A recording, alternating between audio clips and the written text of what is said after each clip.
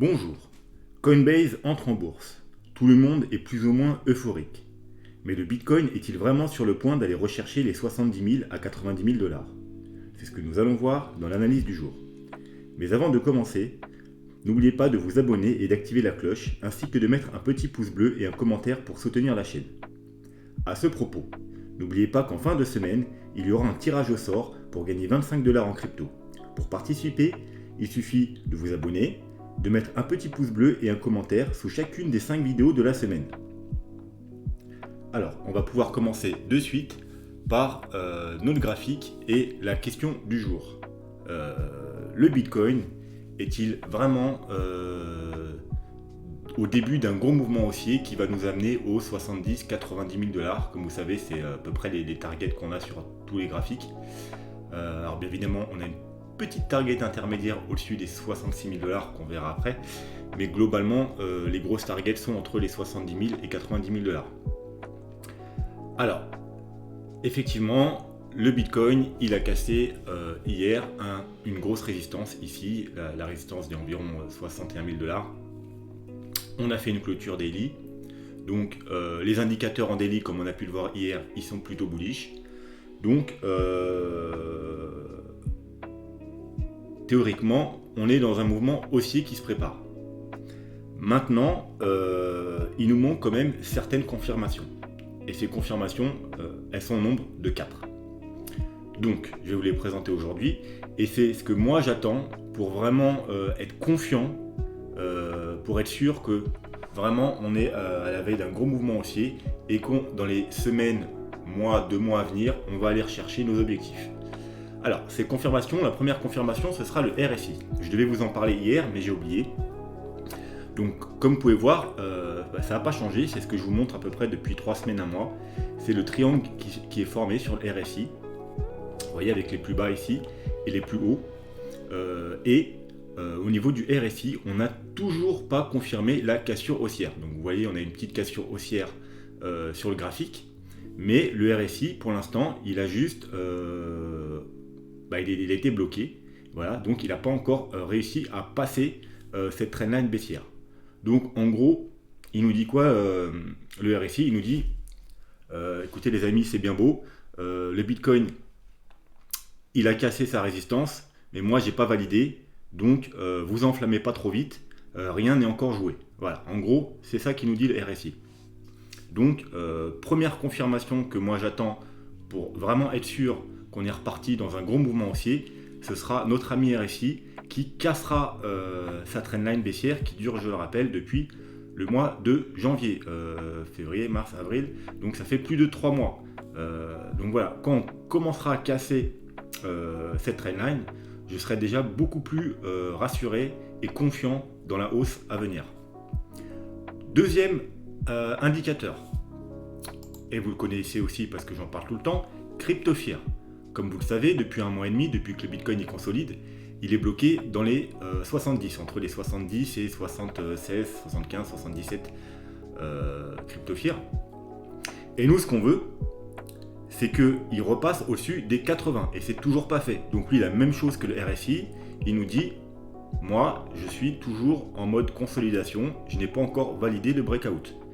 Et voilà, donc ce qu'on veut voir nous, c'est comme ici, lors des deux grosses hausses qu'on a eues précédemment, donc celle la longue hausse qu'on a eue du mois de novembre au mois de janvier, et la petite plus courte du mois de février, on était toujours entre 80 et même plus entre 85 et 95 sur le CryptoFear. Pareil ici, vous voyez, entre 90 et 95. Alors que depuis 1 mois et demi, on stagne autour des 70, avec bien entendu une petite chute où on était recherché les 54, mais globalement, vous voyez, on est toujours dans la zone des 70-75 sur le CryptoFear. Donc pour valider encore une fois notre tendance haussière, on veut repasser au-dessus des 80 et ce n'est toujours pas fait. Donc voilà, ça ce sera la deuxième confirmation que j'attends pour vraiment me dire c'est bon, on est reparti dans une gros mouvement haussier. Troisième confirmation, ce sera le MACD. Comme vous savez, en daily, on a eu nos confirmations. Voilà, à partir d'ici, même à partir d'ici sur le stock RSI qu'on a croisé à la hausse, puis une autre confirmation ici qu'on est repassé aussi en zone au-dessus de la zone de survente. On a eu la confirmation du MACD quand on a croisé, puis les premières bougies vertes. Voilà, donc en daily, tout va bien. Mais comme vous savez, pour un gros mouvement haussier plus long terme, on veut quelque chose de plus fiable, donc on regarde le 3 jours. Alors, en 3 jours, le stock RSI, il est OK. On a bien croisé et repassé au-dessus de la zone de survente. Par contre, le MACD, eh ben, c'est pas encore. C'est pas encore. Le MACD, il n'a pas encore croisé à la hausse. Il pourrait même monter encore un peu et rester bloqué là et avoir un rejet. Donc pour l'instant, rien n'est fait. On a des bougies roses, donc ça, c'est plutôt pas mal, mais on n'a pas encore de bougies vertes. Donc ce qu'on attend sur le MACD, c'est que le MACD recroise bullish et des bougies vertes. Et là, on aura une confirmation de plus. Donc ça, c'est la troisième chose que j'attends, c'est le MACD en 3 jours. Dernière confirmation que j'attends, c'est le volume. Comme vous pouvez voir, alors on va se remettre en daily du coup, voilà pourquoi j'arrivais pas à voir ce qui se passe. Vous pouvez voir à chaque fois qu'on a un début de tendance haussière ou un gros mouvement haussier, comme ici, on a des gros pics de volume. Vous voyez ici, ici, tout ici, là on a quand même... alors je vais vous mettre un trait peut-être pour que ce soit plus visible. Hop, on a les volumes qui arrivent jusqu'ici. Vous voyez, ici gros pic de volume, ici gros pic de volume. Bon après avec une grosse bougie rouge là sur la correction, mais bon ça c'est pas trop grave. Ensuite quand on redémarre ici, pareil un gros pic de volume, regardez la bougie verte quand même. Et puis globalement les bougies elles sont quand même hautes. Alors que là, à présent, vous pouvez le voir, le volume il est un peu toujours assez bas quand même. On n'a pas eu vraiment une excitation, on n'a pas eu de gros pics de volume, on n'a pas eu une grosse bougie verte, on n'a pas eu... voilà, pour l'instant le volume il est toujours assez bas. Donc voilà, je vais vous mettre le niveau du volume maintenant. Hop, hop, hop, voilà, c'est à peu près le niveau, vous voyez. Et on n'a pas eu, on n'est pas venu chercher comme ici, ici, ici, partout ici, au-dessus de cette ligne. Donc les volumes sont assez bas. Donc dernière confirmation que j'attends, c'est j'aimerais bien voir une petite augmentation sur les volumes parce que vous voyez, on est toujours quand même dans une trendline baissière sur les volumes. On va pas prendre en compte cette mèche, voilà. Quelque chose de plus correct, ce serait comme ça. On est toujours dans une diminution des volumes, on n'a pas encore cassé cette trendline sur les volumes, donc je voudrais voir une augmentation sur les volumes. Voilà, ça c'est la dernière confirmation que j'attends. Donc, oui, le Bitcoin, il a cassé une grosse résistance. On est plutôt bullish. Il y a pas mal d'indicateurs qui nous disent qu'on est bullish. Mais moi, j'attends encore ces 4 confirmations pour vraiment être sûr qu'on se dirige bel et bien vers nos objectifs des 70 000 à 90 000 dollars. Donc du coup, maintenant, on va aller... on va s'enlever ça. Et on va aller jeter un coup d'œil rapide à nos graphiques. Alors ça va être un peu rapide aujourd'hui, hein, vu que j'ai pas énormément de temps et je suis déjà en retard. Donc de toute façon il n'y a pas non plus grand changement depuis hier. Donc on va aller juste jeter un œil à nos graphiques. Voilà, on a notre premier graphique avec 2 objectifs, je vous le rappelle pour ceux qui n'ont pas vu les vidéos précédentes. Le premier objectif c'est par rapport à la hauteur du canal là qu'on a reporté ici, ça nous donne les 66 000 dollars. Et comme vous pouvez voir, on l'a presque atteint à 1000 dollars près. Et le deuxième objectif, on prend le mât du drapeau parce que ça c'est un drapeau haussier et on l'a reporté, pareil, ça nous donne les 76 000 dollars. Donc nos 2 premiers objectifs sont les 66 000 et 76 000 dollars. Ensuite, pour le graphique suivant, hop, on a 2 objectifs, pareil, alors là on est déjà dans un canal haussier, on a une médiane qui est très importante dans ce canal. Vous voyez ici, elle fait résistance, enfin support, support, support, résistance, résistance, support, support, résistance, support, résistance, résistance. Bon, vous voyez, elle est relativement importante.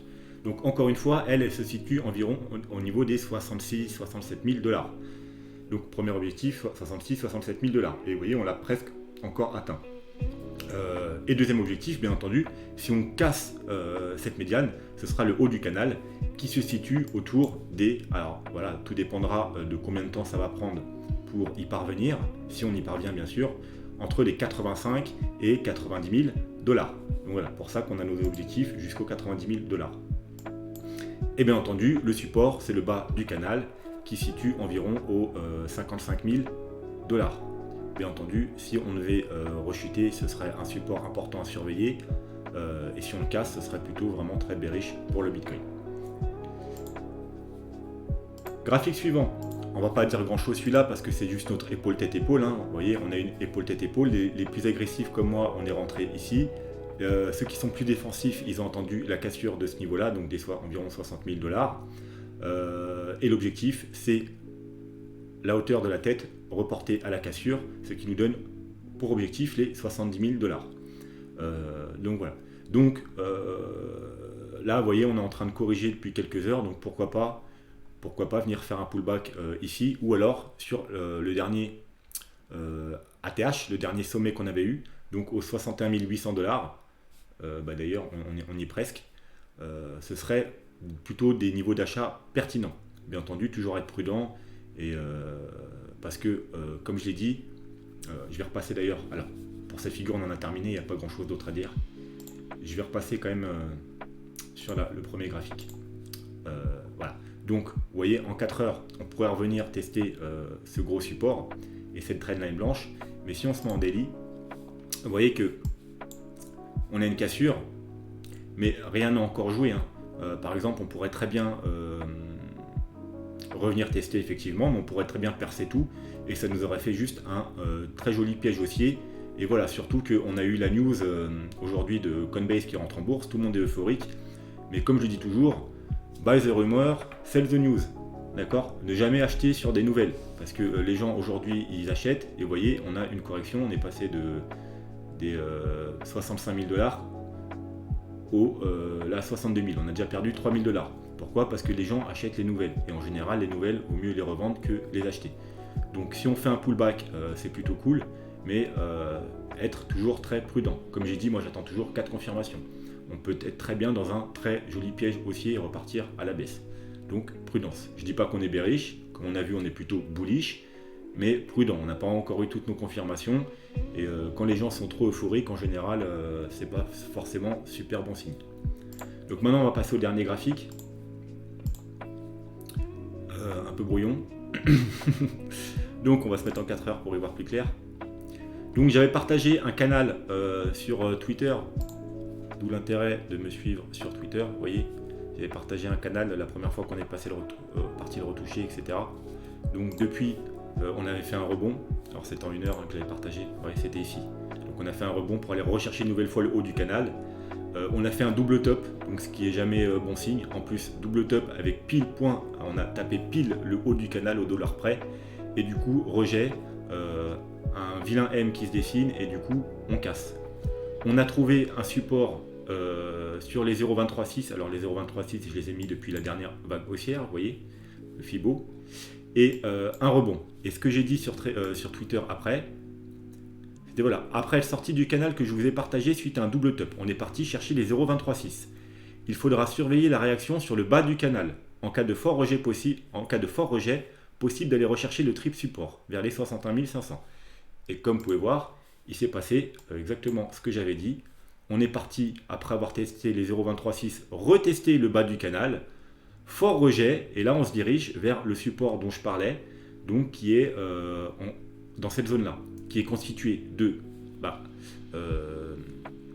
la grosse résistance qu'on avait là horizontale, donc environ 61 500, la trendline, vous voyez la trendline blanche qu'on a là, et le Fibo 0,382.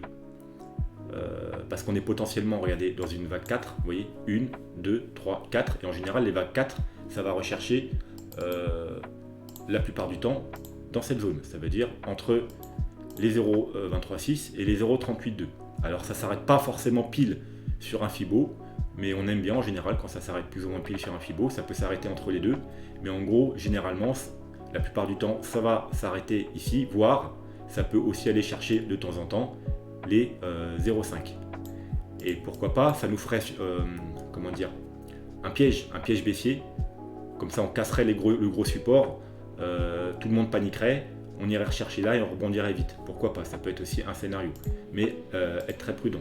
Sinon, bien évidemment, si on atteint pile ce support, donc vous voyez ce triple support qui est là, c'est théoriquement un très bon niveau d'achat. Donc être prudent, pourquoi pas mettre un stop sous le Fibo 0,5, sous les, vous voyez, le niveau de résistance ici, là, ici on a une zone, donc pourquoi pas un petit stop ici. Mais pour ceux qui ne sont pas encore entrés dans le train haussier et qui pensent vraiment qu'on va continuer la hausse, ça peut être un excellent niveau d'achat ici. Voilà ce qu'on peut dire sur les petits time frames. Donc je vais quand même vous enlever ça. Voilà. Vous voyez, pour que vous ayez une vision un peu plus nette. Hein, ne pas oublier que sur cette figure, on avait nos triangles qu'on a cassés à la hausse. On a fait un pullback, donc normalement on ne devrait pas refaire de pullback dessus. Hein. On n'est pas censé. On a fait un joli pullback. On l'a cassé maintenant cette résistance. On n'est pas censé déjà casser cette résistance. Vous voyez, c'est la résistance qui dure depuis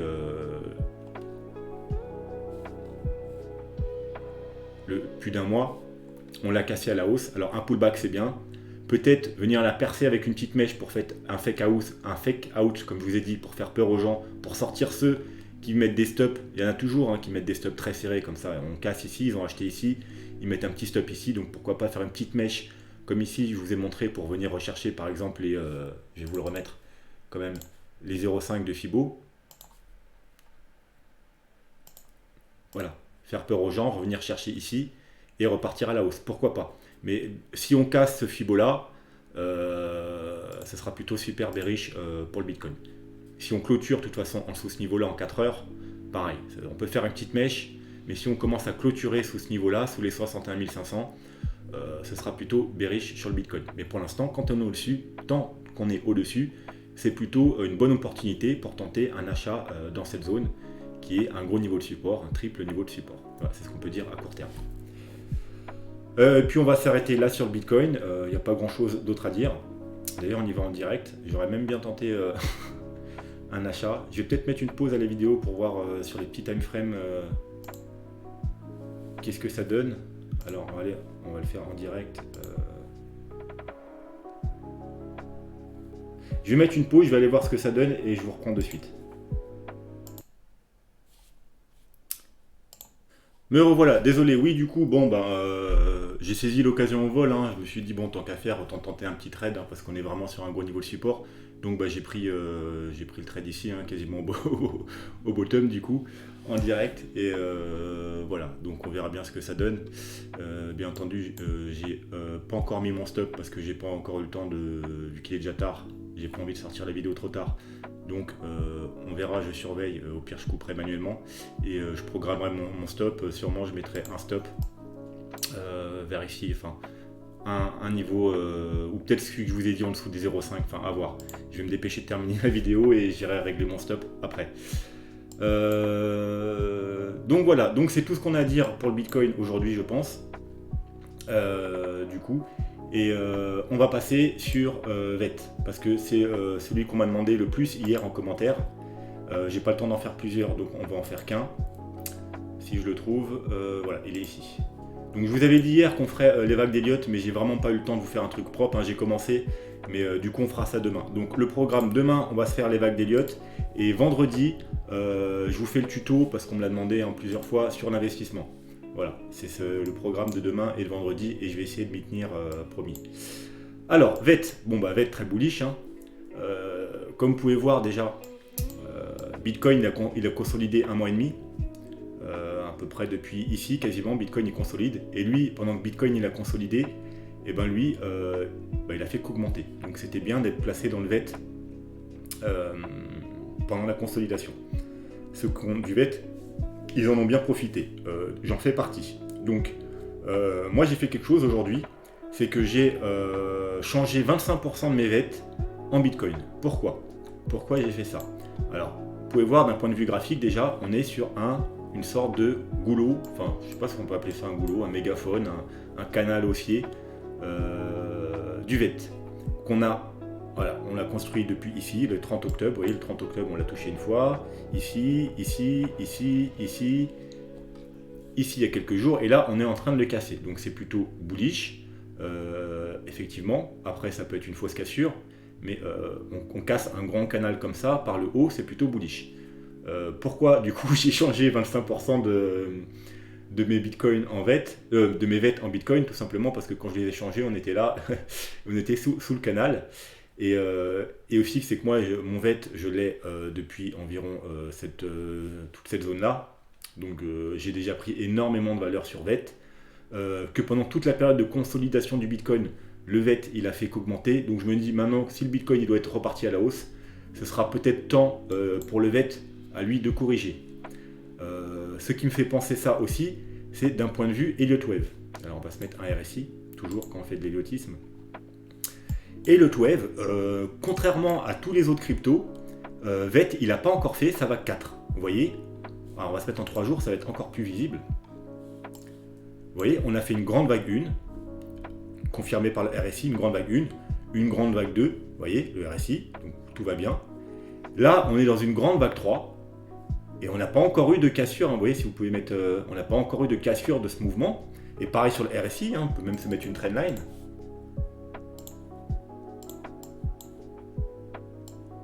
Là, on n'a pas eu encore de gros mouvements comme ici, vous voyez, pour mettre la fin d'une vague, il nous faut qu'on casse, voilà, vous voyez, comme ici. Ici, là, on a une vague, paf, on casse, on est sûr que cette vague est finie. Pareil sur le... Ouais, je peux pas faire ça, dommage. Pareil sur le cours, vous mettez une trendline près comme ça, et vous voyez, quand elle est cassée, la vague est finie. On n'a pas encore ça sur la vague 3. Ouais, on est toujours dans ce mouvement-là. Donc, contrairement à quasiment toutes les autres cryptos dont j'ai étudié les vagues d'Elliott, que ce soit Bitcoin, Ethereum, Litecoin, etc., qu'ils ont tous potentiellement fait leur vague 4, lui, non, pas du tout. Il n'a marqué aucun signe de ralentissement. Donc, pendant que les autres, depuis un mois, ils étaient en train de construire leur vague 4, lui, il a continué à monter. Donc, finalement, il est, on va dire, entre guillemets, en retard par rapport aux autres. Donc, il faudrait s'attendre à ce que dans les jours, voire semaines au maximum qui viennent, on ait quand même une correction de vague 4. Il ne va pas monter éternellement, il faudra bien qu'un jour il corrige et qu'il fasse sa vague 4. Voilà. Donc, je m'attends à ce que prochainement, on aille faire une vague 4. Quand? Alors ça, je ne peux pas vous le dire. Pourquoi? Parce qu'on a tellement... quand c'est tellement haussier comme ça... Alors, je vais vous montrer comment on fait pour faire une estimation avec les vagues d'Elliott. Vous partez au bas de la vague 1, au sommet de la vague 1, au bas de la vague 2, et normalement, vous voyez, la cible principale, c'est les 1,61,8, et bien entendu, on peut s'arrêter au 1,23 ou monter au 2,61,8, et en général, quand on est très bullish, aller ici, tout en haut. Vous voyez, là, on est au-dessus. Donc, quand on est au-dessus de ça, il n'y a plus rien à faire, hein, c'est quelque chose de très bullish, on ne peut plus vraiment estimer le prix. Là, voilà, il faudra aller dans les petits time frames pour voir les ralentissements. Mais il n'y a plus d'estimation de prix. Donc, à tout moment, on pourrait se retourner.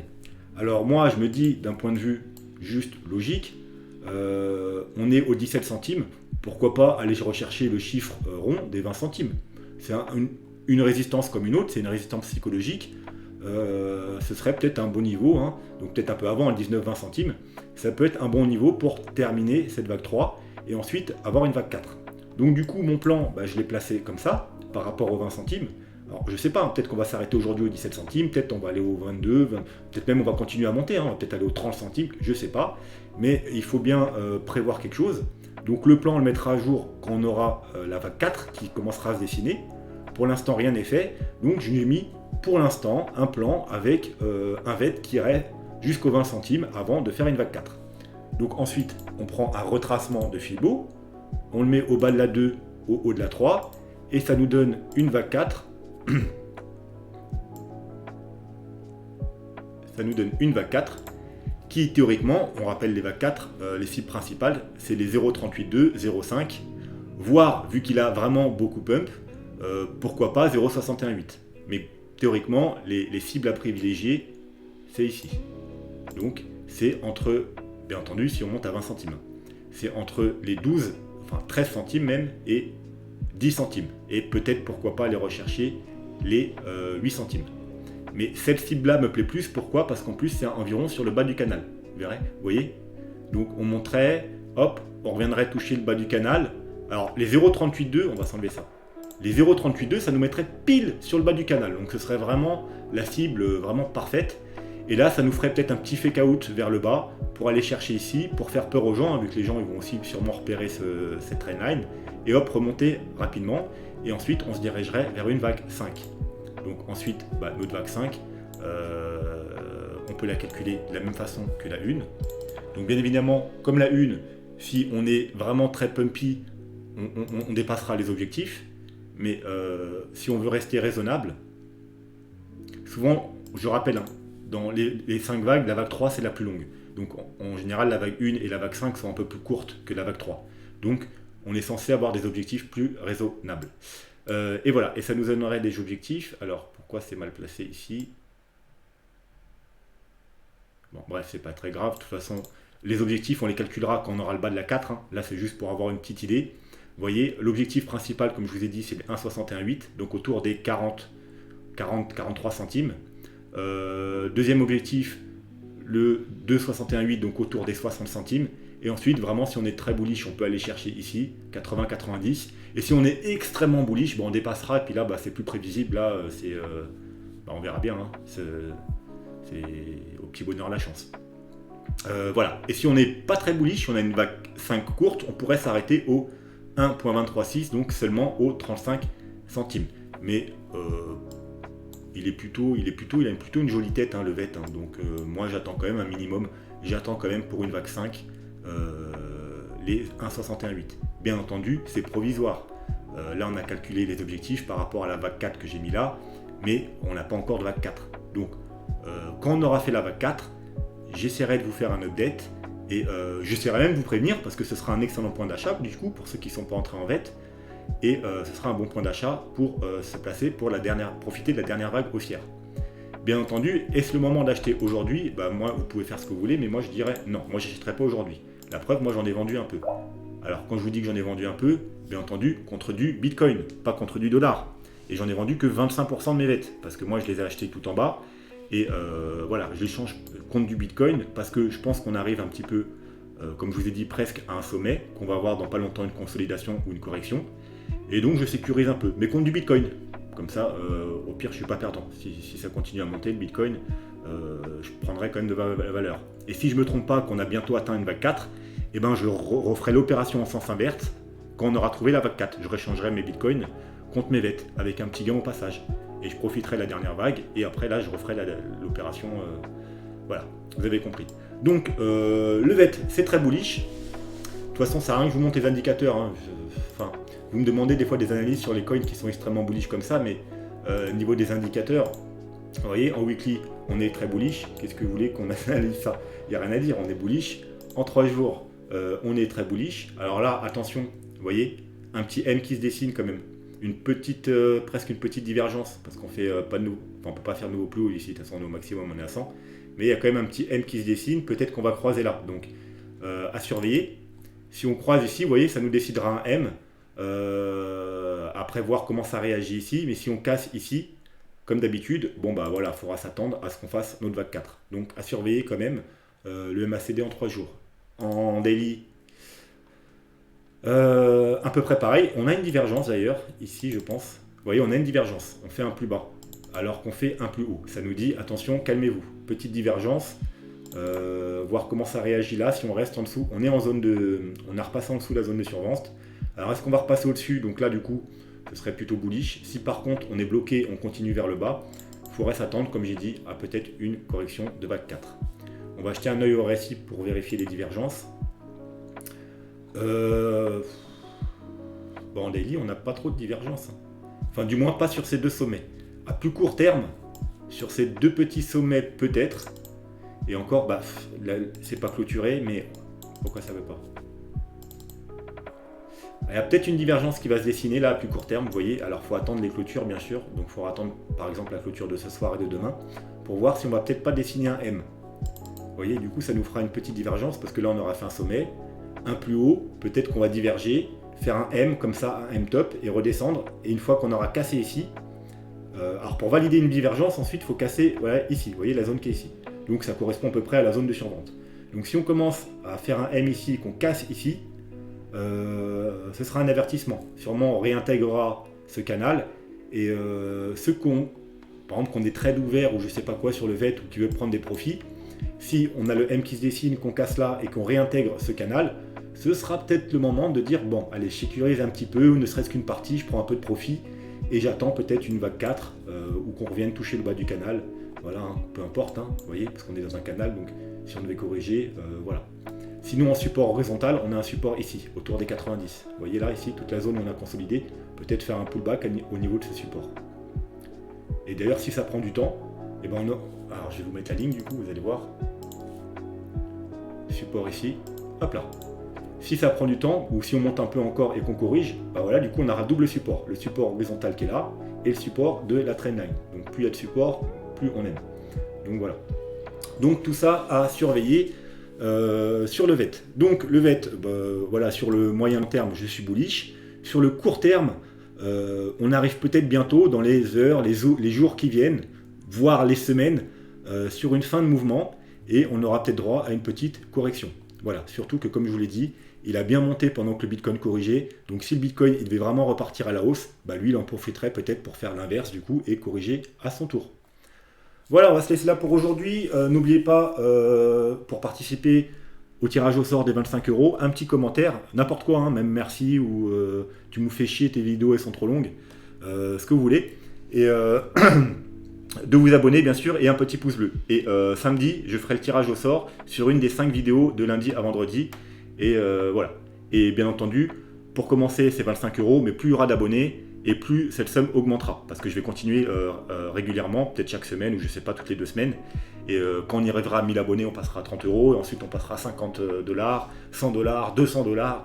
Et j'espère bien qu'un jour, si j'ai, je sais pas, 50 000 abonnés, on peut toujours rêver, je ferai gagner des 500 $. Voilà. Il n'y a pas de raison, il faut que tout le monde gagne un peu, que tout le monde soit gagnant. Voilà, donc je vous souhaite une bonne soirée, soyez prudents, et puis on se retrouve demain. Tchuss.